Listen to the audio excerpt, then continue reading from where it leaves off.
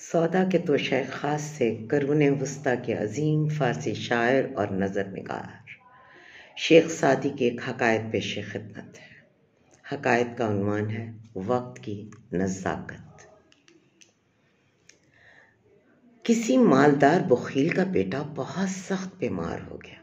दवा दारू करने के बावजूद भी बुखार का जोर न उतरा तो किसी नेक दिल शख्स ने उसे मशवरा दिया कि कुरान मजीद पढ़वाओ या बकरे का सदका दो।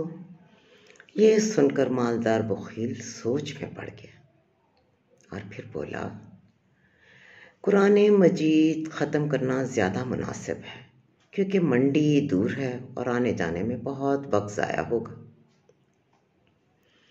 इसकी ये बात सुनकर नेक आदमी ने कहा, कुरान करीम पढ़ना इसलिए पसंद आया कि कुरान इसकी नोके ज़बां पर है और रुपया इसकी जान में अटका हुआ है।